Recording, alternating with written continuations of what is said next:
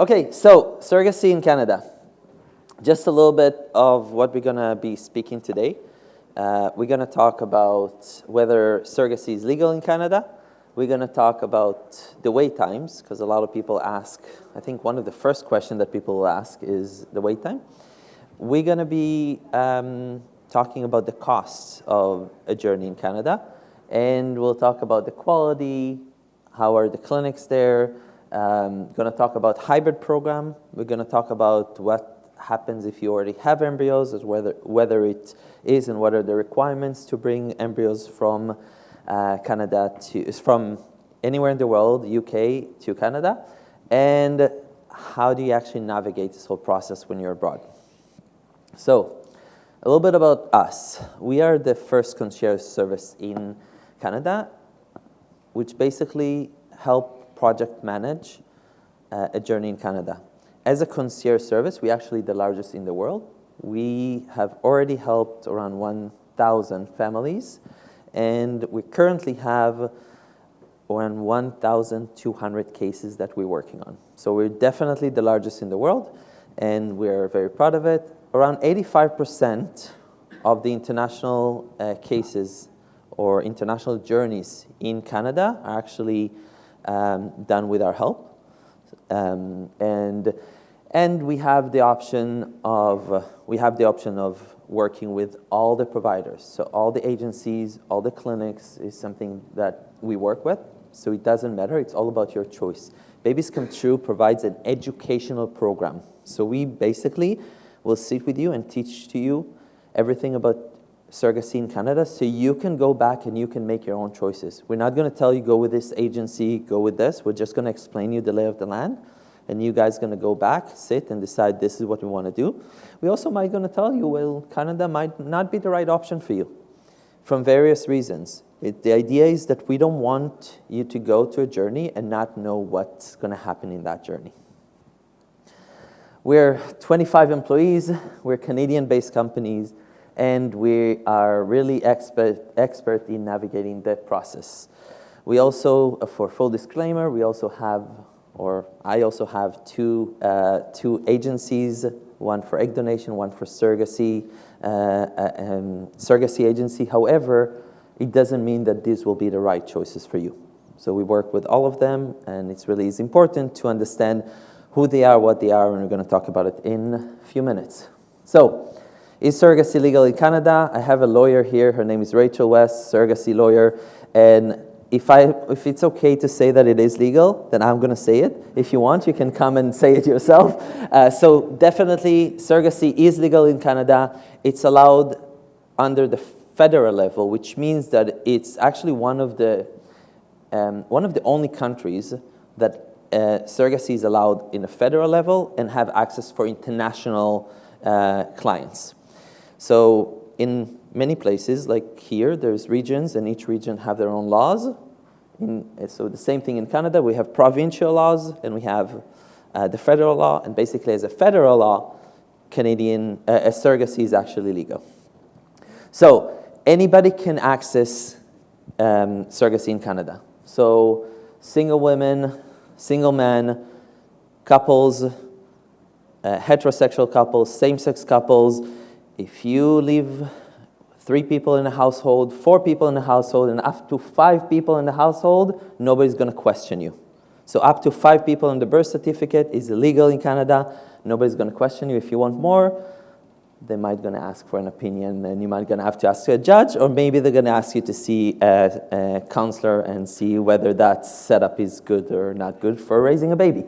But up to 5 people, we don't ask questions. Canada is very liberal, and we're very proud of it. So, agencies. Some people, there is, I would say, some conception that agencies are illegal. That's not true. Agencies are absolutely legal. The one thing that is not allowed in Canada is A, pay compensation to a surrogate, or B, pay to arrange a service of a surrogate. So, meaning that the agencies will not charge you to the match process, but they'll charge you for everything they're going to do, helping you along the way, building the profile, and so on and so on. Okay, so how long does it take? In order to understand how long does it take, and you can actually take a screenshot if you want, the bottom line is going to be from 18 to 30 months, the average that's going to take if you don't have embryos. If you do have embryos, it's going to take between a year to a year and a half. That's just an average. And there's a lot of things that are going to impact it. So I'm not going to go over all the actual breakdown of the length. You can just take I'll let people take the screenshot if they still want to.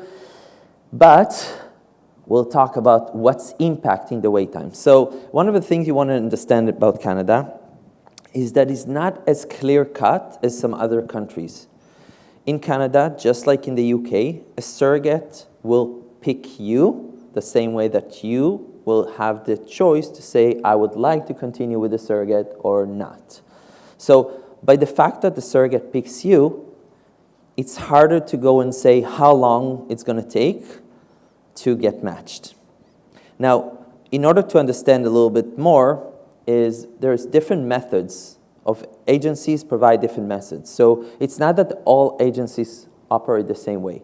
You have one agency that basically the way that they work is they let naturally a surrogate and intended parents meet. And what it means is that you're going to create your profile. You're going to do a video if you feel comfortable doing video in order to promote yourself. And then a surrogate that registers into this program can go and she can look at all the profiles, look at the videos, look at the profile and say, I want to speak to this couple and this couple. I want to get introduced. Normally it's going to be up to 2 or maybe 3 couples max. They're going to say, this is the people that I'm interested in looking at.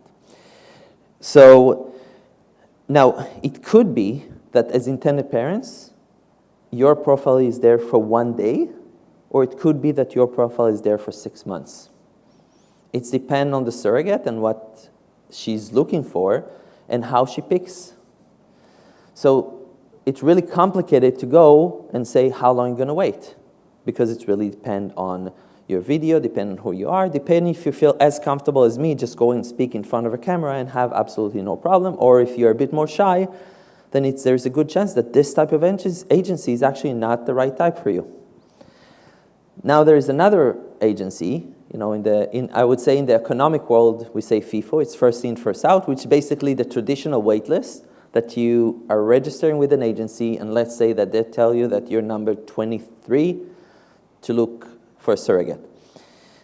Well, you actually have to wait until you come to be number 1 in order to get your profile introduced to surrogates. But even then, nobody can force any woman in Canada or in the US to go and choose this certain couple. So once you get to the number 1, at that point, your profile will be introduced first to a surrogate, but that surrogate say, well, I don't like this profile, then she's going to go to number 2. But if you're still number 1, then every new surrogate, you're going to be the one who's going to be introduced first. So it still doesn't mean that if you're number 23, you started number 23, you'll be the number 23rd of you. You actually be number 22nd, number 21st, or you can be waiting a bit longer. And then there is another agency, it's becoming more and more common. Smaller agencies that really take the time to get to know each other. And by the time that you are looking for a surrogate, they will know you better, and they know the surrogate, and they really are working on finding the right interests. So the surrogate cannot just go and look for all the profiles out there, and the intended parents don't go and look at all the profiles out there. They're really working hard to see common ground in order to match. And this is something that is becoming more and more common in the smaller agencies, and this is where we see the biggest success with matches, because they're actually working on common interests. So this is one thing that's going to impact the time of waiting for a surrogate. This other thing that's going to impact the time is the relationship of that agency with the clinic that you chose. So the clinic that you chose may or may not work with some of the agencies. Unlike other countries, in Canada, you will build your own team. You'll decide who's the clinic, you'll decide who's the agency, you'll decide who's the lawyer, but it doesn't mean that they all work well together or work together at all. So you have to know how to make that connection knowing. That's why we always recommend that the best thing to do is not start with an agency in Canada, is actually start with a clinic. Because the clinic have a list of the agencies that they could work with.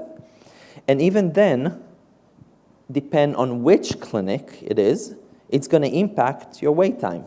Because if you chose a smaller clinic, even if they work with an agency, and surrogates are not aware of that clinic very, very much, then when a surrogate is applying, they'll be asked which clinics you want to work with. And if they don't know that clinic, they're probably not going to mark that clinic, and then they're not going to be introduced to anyone who chose that clinic.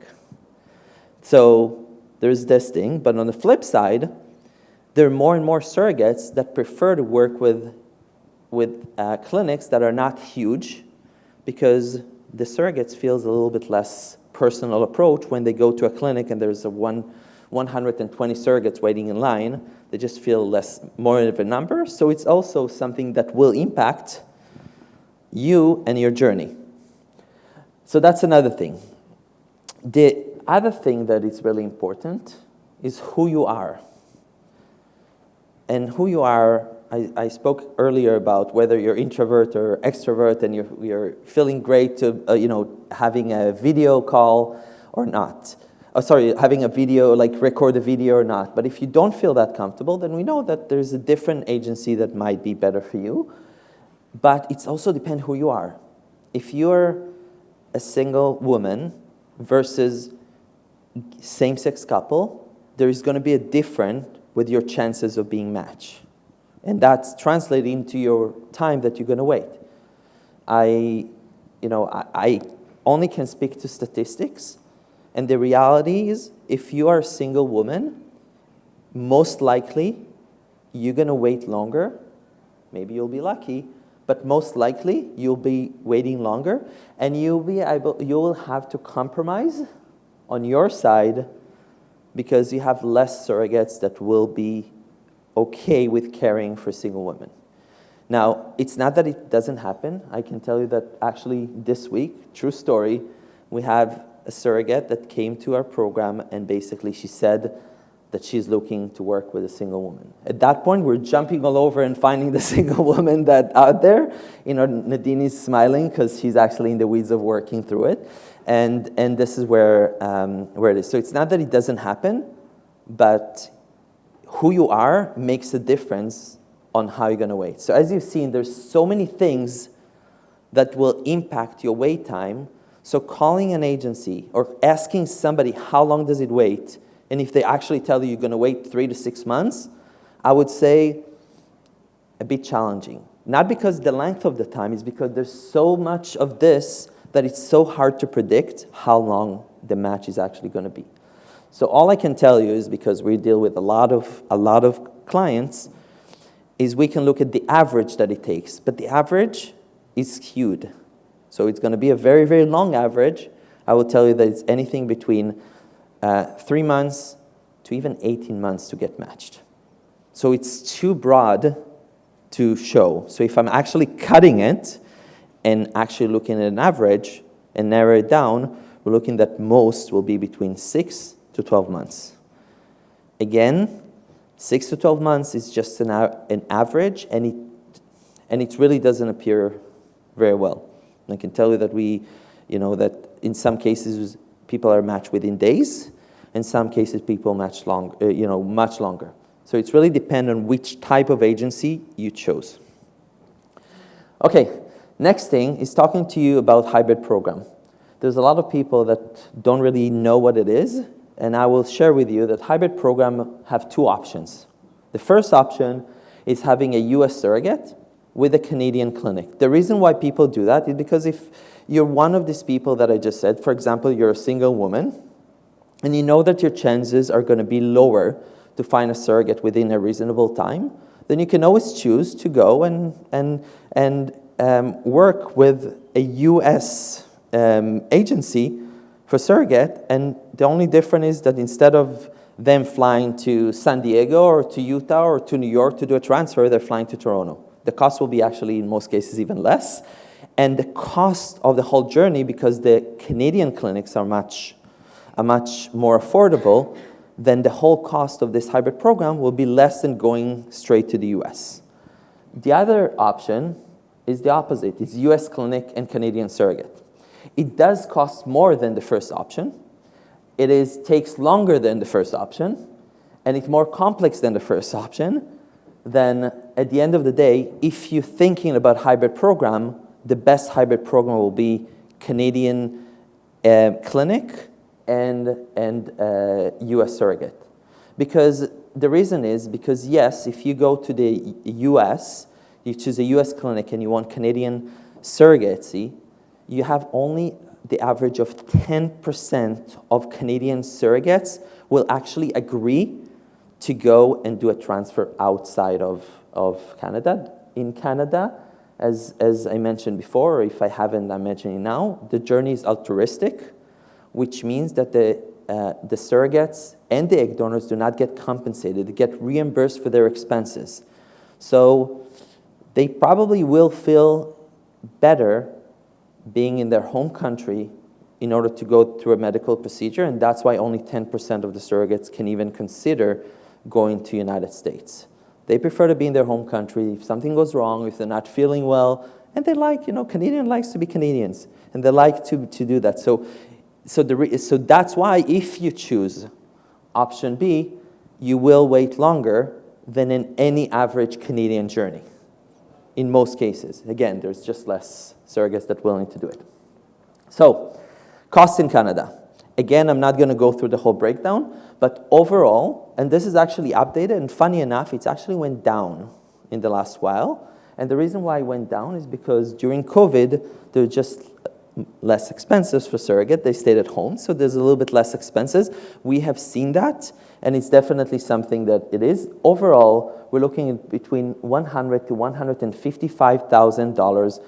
That's for the whole journey, and that is a budget. Now, this budget is not including something, and then we say, oh, you actually want, you actually need to pay for medication, it's going to be more. Oh, you want PGTA, it's going to cost more. No, this is an average that actually, the higher part of the average includes the guarantee programs for 2 live births, for if you have same-sex couple here, for 1 biological baby for each father.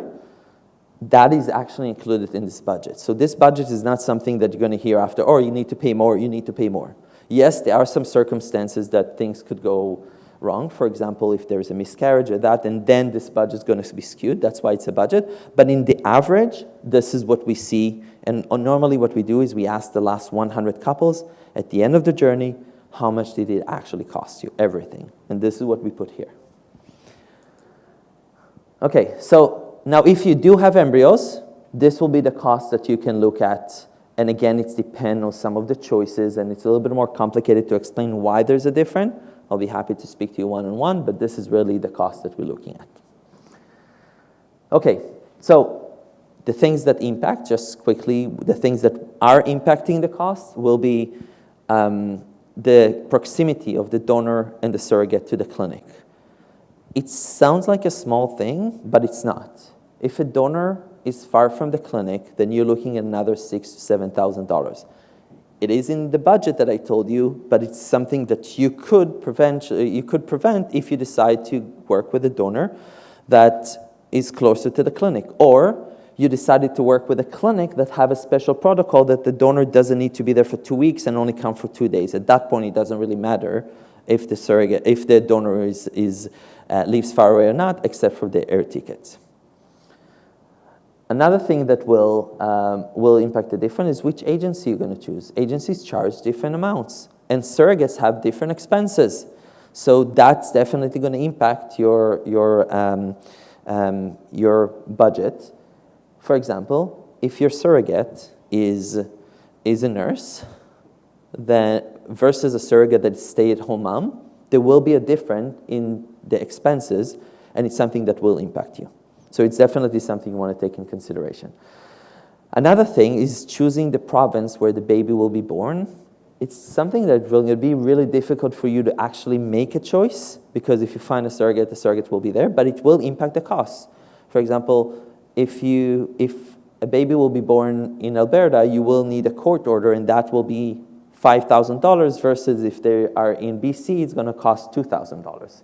There's a big difference here, but it also could be that the surrogate that lives in Alberta will have less expenses than a surrogate that lives in Ontario. So it really hard to say exactly where you're going to fall, but this will impact.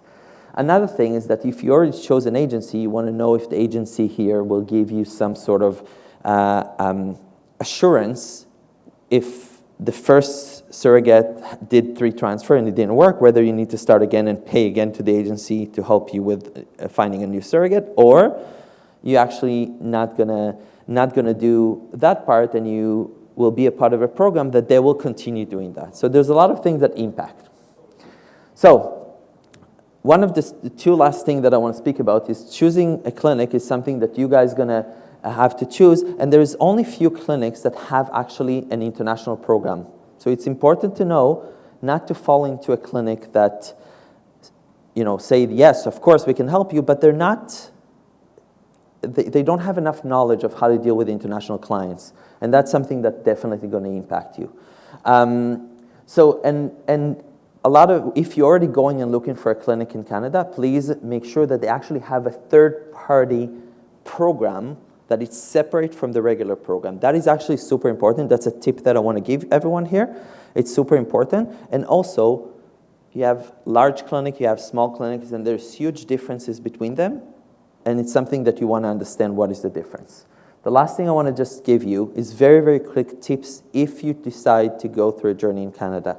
So if you decide to go through a journey in Canada, it's really important to educate yourself about the Canadian program. Don't come to Canada because it's cheaper than the USA. Yes, it's much cheaper, but don't come to there because of the price. Come because you like the model, you understand the model, you respect the model. This is super important. Don't make that mistake. And in everything, and I think Sam will say the same, in every domain in the world, when I want to go to a restaurant or hotel, I'm going and look for reviews. But in Canada, not in Canada, in the surrogacy world, it's much harder to do because everybody knows only their experience. If you order a dish in a restaurant, there's a good chance that the dish should be more or less the same. If not, then if you don't, it's not going to be, the chef is the same, everything should be the same if you order a dish in Canada. But if you're going through a surrogacy journey, every single journey is different, and that's going to impact. So just asking friends and follow their lead, it might be actually causing the opposite of what you want. So I would love to speak to you if you want about surrogacy in Canada a bit more. Come and see us at the booth, and we will be happy to speak to you. And we will tell you everything about what we do. Thanks, Anita. Thank you.